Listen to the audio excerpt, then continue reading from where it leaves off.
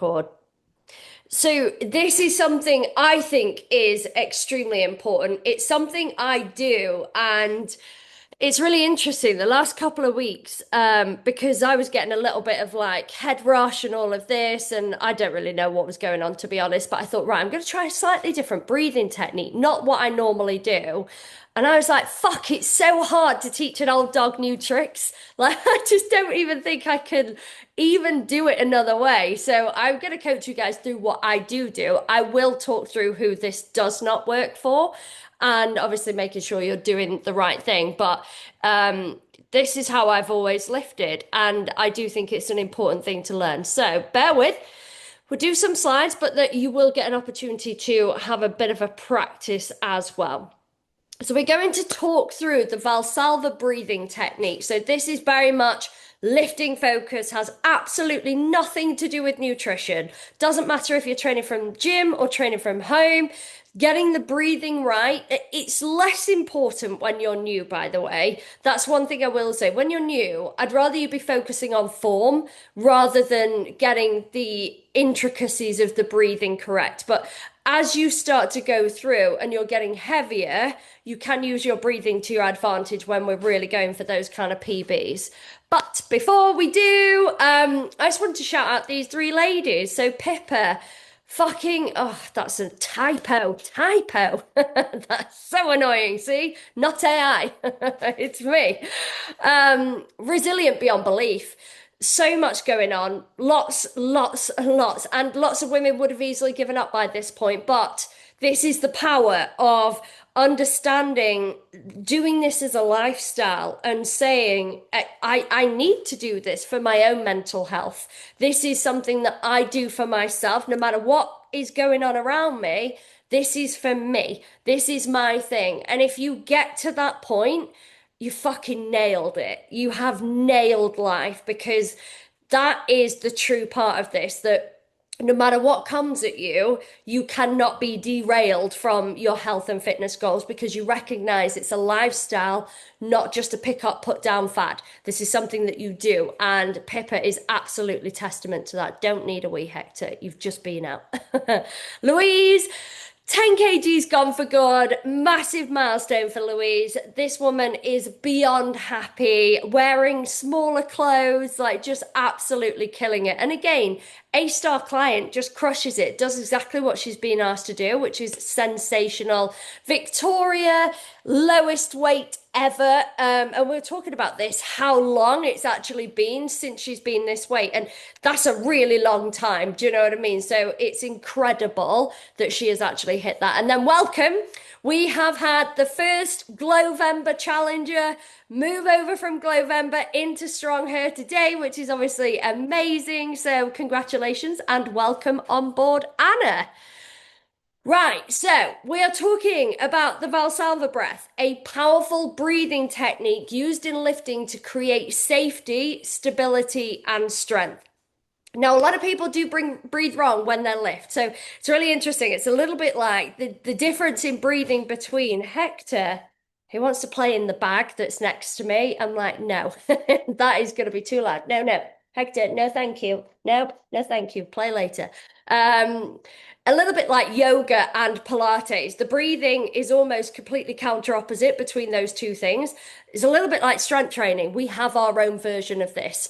So a lot of people exhale too early, they collapse their core or they compromise their spinal position. Again, leading to plateaus with their lifting or potentially even picking up an injury, not being able to go as heavy as we can actually go. So we want to get this right.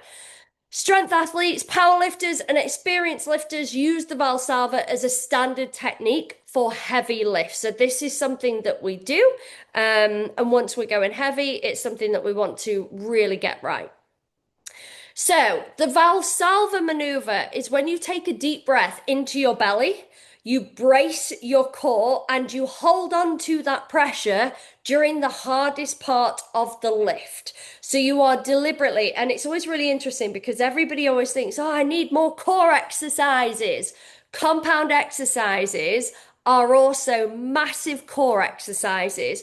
When you get your breathing correct and you are holding that abdominal core structure It is engaged, it is switched on, and it is working with you. So there is a lot of core involved in most lifting exercises when done accurately and when you're training quite intensely. So this increases the intra-abdominal pressure. It is like wearing a natural lifting belt. So occasionally somebody will say, well, should I get a lifting belt? You absolutely can. I have one. It's very rare that I actually bring it into play, I'll be completely honest, but occasionally I will use it. But by lifting this way and breathing in this way, you are creating that brace around you. It temporarily increases blood pressure, but also stabilizes your spine. And that is obviously key to some of the big lifts. So imagine your torso becoming a pressure can, that rigid, solid, unbendable. So it's not collapsing your spine, it's holding everything in position and how we actually want it to be. So the science behind the intra-abdominal pressure. So your diaphragm is pushing down your abs and obliques. Obliques are the muscles that run just at the side of the rib cage at the top. So you can see them like in quite a lot of the photos I will put on. You'll see where you almost look malnourished at the top of your abs. They're the obliques, but obviously they're the twisting muscles that are coming into play. Your pelvic floor pushing up again, great for the pelvic floor. We need a strong pelvic floor as women. A lot of you guys, anyone that's gone through childbearing activities, will be well versed in this. Creating a 360-degree brace around your spine. So it's taking that entire load into the way that it should be and not putting pressure on in all the wrong places. So we are protecting the lower back. It is keeping your spine neutral under that load. It is increasing your stability. It helps you lift heavier more safely. It's reducing the risk of collapsing in the bottom of a squat or a deadlift. And it is improving power output in the pushing and the pulling lifts, which again, we'll kind of go through which of those lifts they are. So how do we actually do it then? So before we actually start the lift, so if you ever watch my videos, when I'm doing something like a squat, you will see the pace is really, really slowed down and it's deliberately slowed down. So I might have the bar on my back. I will take a deep breath in. I think I do inhale through the mouth, by the way, when I do this. Um, I think I'm a mouth breather, but it doesn't really matter. The point is, you suck in that big breath. We've got some singers in this team, by the way. So when they watch this back, it will make a lot of sense to them. But it's a bit like what we don't want to do is sing from the chest. We want to be able to get that breath all the way into our core. So you take that big breath in. I've got the bar on my back. Take the breath in. I'm going to do the full squat. Imagine I'm squatting. I'm coming back up. And as I'm reaching the point of the squat almost nearing completion, that's when I'm breathing out. So I'm holding that breath in my core pretty much through, I would say, a good 80% of that lift. Exactly the same as a deadlift. You would take the breath, you would take the bar, take a massive breath. As you're pushing away with your feet, you are keeping that breath through your entire core. You get up to the standing point of the deadlift, you've still got that breath. It's only when you're coming back down with the bar, and in deadlifts, it's quite a snap down. We're not gradually lowering it. It's not an RDL. We are snapping that bar back down. That's the point. When the move is almost complete and you're going, that's when you're letting that breath, kind of releasing it out of you. So massive breath in. Before a squat, before a deadlift, before an RDL, like the bigger movements, think about filling your torso. We really want to, we're not pushing that belly out, we're keeping it all locked in. So we're holding that breath into our core. We are doing the lift to like 80-90% completion. And then only when we finish that rep, that is when we are going to exhale. So again, it will take longer to lift in this capacity. So for instance, this is where the tempo comes into play, or where you've really got to start thinking about whether I've actually allowed for a Valsalva breath, because a lot of the time I probably haven't. But this is where you start to go, right, okay, I will take a couple of seconds before I start my next rep, because I am taking that big breath in again. and then I'm holding it, coming all the way back through the lift, and then I'm breathing it back out again. Then I'll take a couple of beats, go back in again. So it's that kind of really controlled breathing in order to actually get you essentially lifting heavier. Hang on, sorry, I didn't press the button. So big breath in. So what I want you guys is to do it. I want you to almost, you can do it sitting up, but I want you to think, take that massive breath in, get it all the way through to your core and think, am I now bracing my core? Can I feel that breath all the way down in my stomach? Because if it's stopping here, we need to get it in. We need to get that breath all the way in. Then I want you to think, hold it. Keep hold of the breath. And then I want you to pretend you've done a lift and then you're going to breathe it out at the top. Okay. So you will see people doing this in the gym. Like I say, when you get heavy, it's actually really difficult not to start to utilize this breath work and really take control of your lifting. And then when you learn it, if someone tells you to breathe normally, you go, what? I don't know how. It's just really frustrating. So this is best for heavy compound lifts. So these are so compound lifts are basically, they're lifts that use multiple muscle groups in one collection. So it's not just like an isolated movement where you're just using one muscle group predominantly. This is where we're bringing in lots of different individual stabilizing muscles, your main muscle group. So things like your squats, your deadlifts, your hip thrusts, your bench press, overhead pressing. These are all lifts that you are majorly going to bring your core into stability with. That we have to get that core right. Any lift with 80% of your max effort. So again, in your final weeks of training programs where you're really pushing either to failure, very, very close to failure in these big compound lifts, we really want to be practicing this breath work. And any lift where spine stability is critical. So this is things like an RDL. That spine stability is majorly critical. I would even argue even things like a Bulgarian split squat. If you're getting really, really heavy, you still need that huge stability and your spine still needs to be pretty neutral. But you also want to get the exercise out of the way with. You're probably not going to take a breath at the top of these ones. So maximum effort reps, so lower rep strength work. So you guys will go through intensification phases, which essentially means lower rep counts, but higher weight loads. So they're the kind of the points that we're really talking about in your programming. When not to use the Valsalva. So isolation exercises. So your smaller lifts, like your bicep curls, tricep exercises, these are they're isolation. You don't need to think, right, breathe in, bicep curl, hold, breathe out. You just never do that. You would look like a dick if you did. It'd be okay. But people might think, what the fuck are you doing?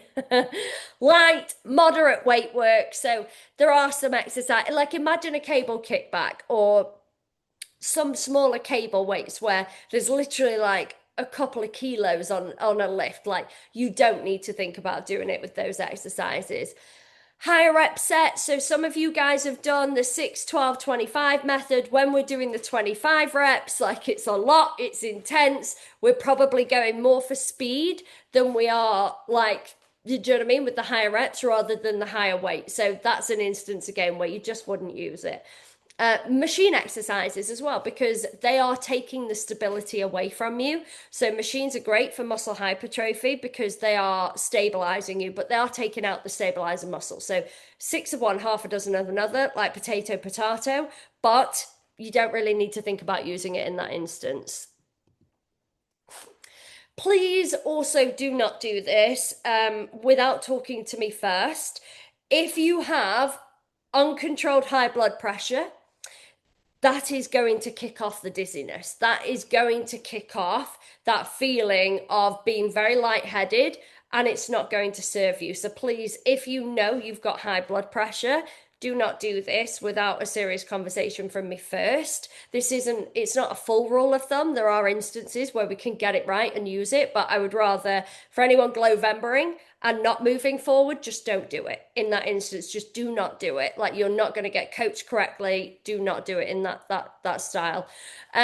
Dizziness with breath holding. So that's why I did say a couple of weeks ago I had to rein it in a little bit because I was getting a little bit dizzy. And I don't know whether I was just a little bit fatigued, sleep deprived. I might not have eaten enough carbs. It could have been a number of different things. I also actually, no, I think it was COVID, wasn't it? I've already forgotten. I've tried to just blank that out. I think that was what it was. I think it was a really early sign of catching COVID, and I didn't know I was sick. And I used to wear a Whoop, by the way, and the Whoop would have detected my HRV would have plummeted, and I just didn't realize. And I'm there thinking, what is going on? That was what was going on, and I've just forgotten already. So, again, sickness, illness, things like that, be mindful that your body might behave and react a little bit differently. Early postpartum. So if your core and pelvic floor are not ready, I don't think there's anybody in this program. Maybe I think there might be one of you. There might be one of you. Let me just see if she's on. Just I can't see everyone. I don't think she is on. I'll message her separately. But anyone basically with a bit of ab separation, anything like that, early postpartum, that might be another consideration that your pelvic floor is just not, it's not come back together enough. Pregnancy, depending on, again, to my knowledge, nobody at the moment is pregnant inside of strong herb, but that's another instance where breath holding, definitely not advisable. Like that core stability exercise, things just need to be a little bit different around the core. That is not to say under any circumstances, if anyone is pregnant, that you should not lift. Bullshit advice, completely not true, but breath work would be a little bit different. People with pelvic floor dysfunction, again, kind of similar to the postpartum, or anybody that just suffers with that. That can be another where you just might not have that core stability. If you panic, some people panic if they hold their breath, they kind of go, do you know what I mean? And you feel like you're underwater. Don't do that. Do you know what I mean? You got a heavy bar on your back, or you're potentially deadlifting. That's not advisable. So use a breath, brace, breathe rhythm. So it is a little bit more like the kind of yoga technique where you are just breathing a little bit deeper and you are kind of holding it, but not for anywhere near the same length of time. So that's just a slightly different technique. So common mistakes, chest breathing. So not actually allowing the breath to go into your core, you're just stopping it here. We've got to get it all the way in, guys. Leaking air. So if you are kind of accidentally breathing out without realizing it, you're already losing that power. You're losing that oomph and that ability to use the extra pressure to actually push through that lift. Overbracing. So this is something, welcome to my world. This is me. I tense for everything. I am literally like, I'm in need of a massage right now. When when you stress, everything just goes, and you just tense. That can be the same in the breath work. If you hold yourself and you're going, you're literally like every muscle in your face. I mean, you might not need Botox or you might need more, to know, depending on which way that goes for you. But try not to really tense through these muscles here because that won't do you any favors. Holding the breath too long. Again, we're not aiming to pass out here, guys. We are not aiming to make ourselves dizzy. That is not the goal here. Exhaling too early, you are going to collapse that spine. It is literally the moment that the lift, you've pushed through the significantly hardest part and you're now on the way up. You're on the easier section or the way down, depending on what you're doing. That's the point. You will know when you think, the lift is pretty much done. I'm on my home straight here. I can take that breath out. Forgetting to reset in between reps. We're not holding this for continuous reps. This resets between every single rep you are doing, guys. So this is not a continuum. Again, the goal here is not to die. And I will end it on that note. Funny. Right, let's just go to the Q&A. Q&A. That is a lot of people. Yes, that'll be regarding the check-ins. I ended up doing this breathing technique accidentally, but gave me headaches. You might need to practice. you might need to just start to get around it.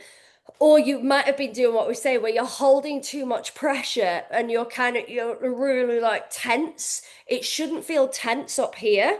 It should feel tense around your core. But again, you might be making yourself in that kind of dizzy process. We don't want to be doing that, but practice it and see if you can kind of feel it getting right. But just don't practice it near your PBs. Practice it with a safe load when you know you are in control. You might want to practice it more so with things like goblet squats, with things like RDLs, with things like deadlifts, for the reason being that the load is underneath you. So if you're going to drop it, you're not going to cause any serious damage. Do you know what I mean? Whereas, like, you can safely bail out of a squat, but some of you guys might not know how to do that. And that's not something that we want to test under like losing brain pressure. We don't want to do that. But lighter loads, practice it, give it a go. But try not to like you shouldn't feel the pressure here. You got to get that breath right through the core, and that's where you should be holding, not up here. So I think you're just holding in the wrong place. No worries, Nadine. Absolutely fine. Obviously, any part of it you miss, you can obviously watch it for playback. Really interesting. I'll try this the next time at the gym. And this is it. Just give it a go. Give it a try. I'll try and do a video on it as well. I'll have loads of videos of me doing it, but sometimes it's easier just film a new one rather than try and go through my camera roll and try and work out where those bits are. So, does anybody have any questions on the Valsalva or anything to do with the programs? Obviously, if you guys are Glowember as well, this is your last live and your last opportunity inside of the Strong Her kind of coaching realm. So please ask away. What did I get asked? Sorry. Let me get my brain into gear. Vicky asked earlier, what was it? Fuck, I'm gonna have to read it. My brain, it's not braining. We're tired. What did she ask? Oh yeah, this is a common question actually. I think it came up in Glowember. Is it a problem if I go over protein? Um, no and yes, which is great, isn't it?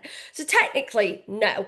Like you can't overconsume on protein. You can't like OD on protein. Nothing's gonna happen if you eat too much protein, right? Doesn't happen. However, once you get over kind of like I coach 1.5 to 2 times your body weight, depending on your weight, where your goals are, this, that, and the other. That's roughly the point.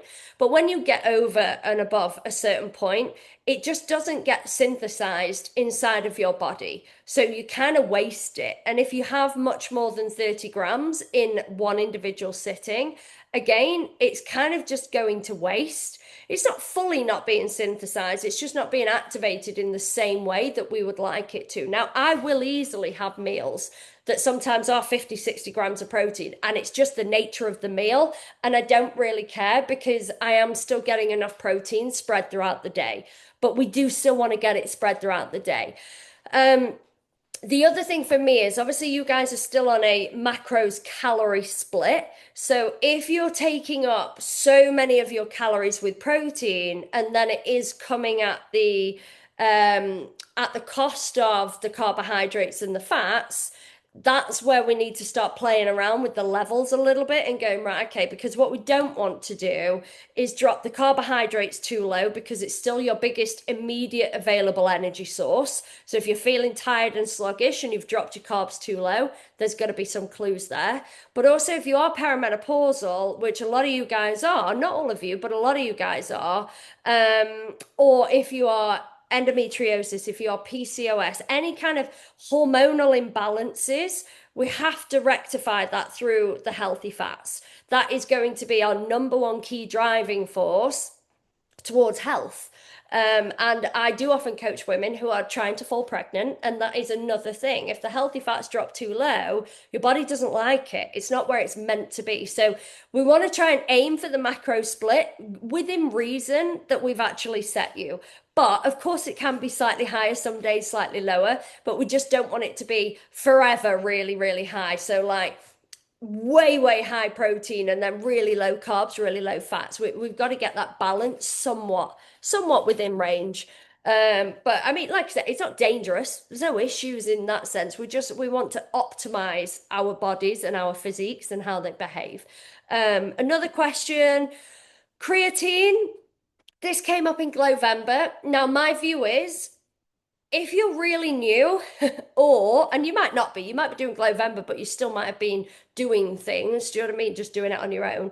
But for me, like creatine is like the gold standard when somebody is nailing everything else. Like I would never bring somebody into Strong Her and go, by the way, take creatine from day one because we got to get your protein right. We got to get your carbs right. We got to get your fats right. We got to get the deficit right. We got to get the building piece right. We got to get the lifting right.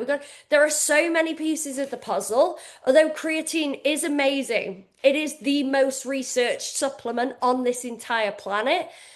It's like trying to start the alphabet with like Z rather than A, and it's just not the top of the priority list. We've got to get all of the other shit right first. But that being said, it is really beneficial as a supplement in terms of what it's doing. So the body naturally actually produces creatine. It is actually organically produced by the body. We're just supplementing it. And what it's doing is drawing the water into the muscles, which again is helping to one, make them look fuller, make them look more toned. It will be very rare that you ever see a fitness coach or a fitfluencer who does not take creatine. So when you look at a woman's muscles and you think, "Oh, she looks fit," like, do you know what I mean? She's toned, she looks amazing. She will be taking creatine, and it is just giving you that extra boost to your muscles, essentially, in the way that the body's already doing. We're just boosting it, but it's not testosterone. It's not anything like we're not like shooting up to it. That is not what is going into creatine. Now, what I will say is you do need to be very careful where you buy it from because there have been a lot of outing of a lot of the gummy companies to say that it breaks down in the gummy process and it's not actually got the milligrams in that you would actually need in order to see any benefits anyway. I would just do 3 grams. Take it 3 grams daily. I take it as a powder, put it in my protein shake. You can have it any which way you like. Mix it with water, put it in food. Like it does not matter. It will break down really, really easily. But like I say, for me as a coach, want to get somebody right on everything else first. And that's a lovely addition. But there are some nice benefits, like I put in Glowember for perimenopausal women and brain fog.